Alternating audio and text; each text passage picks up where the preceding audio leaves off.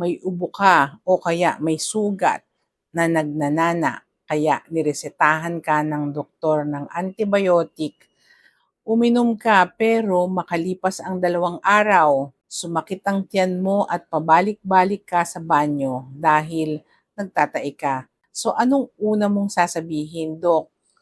Hindi po ako hiyang sa gamot. Nakakasira ng tiyan.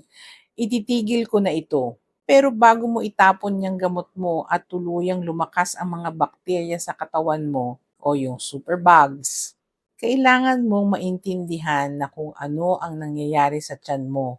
Isipin nyo na ang tiyan at bituka natin ay isang malaking syudad.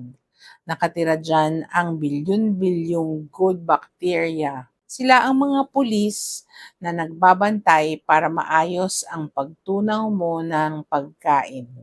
Ngayon, uminom ka ng antibiotic para patayin ang bad bacteria o yung mga terorista sa baga o sa sugat mo. Ang problema, ang antibiotic ay parang isang malaking bomba. Pag ininom mo yan, wala siyang pinipili. Papatayin niya ang mga terorista, pero kasama rin niya na pinapatay ang mga pulis sa tiyan mo. So yan ang tinatawag nating collateral damage. Parang movie lang, no? Dahil naubos ang good bacteria sa tiyan, nawalan ng bantay. Magkakagulo ang panunaw mo. Hindi maa-absorb ng maayos ang tubig at pagkain, kaya ka nagtatae, kinakabag o parang nasusuka. Normal na side effect yan ng matapang na antibiotic. Hindi ibig sabihin na hindi ka hiyang o allergic ka. Maliban na lang kung nagmanas ang mukha mo at hirap ka huminga, ibang usapan na yan. Yun ay allergy nga. So kaya ano ang dapat mong gawin? Huwag itigil ang gamot kung hindi naman malala ang pagtatae, dahil baka maging superbug nga ang sakit mo. So inuman lang na maraming tubig.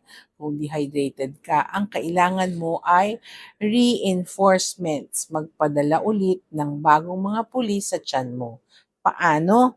Uminom ng probiotics, kumain ng yogurt, uminom ng probiotic drinks, o kaya uminom ng malamig na tubig para hindi ka ma-dehydrate. At madalas, mas magandang inumin ang antibiotic pagkatapos kumain para may unang shield ang tiyan mo.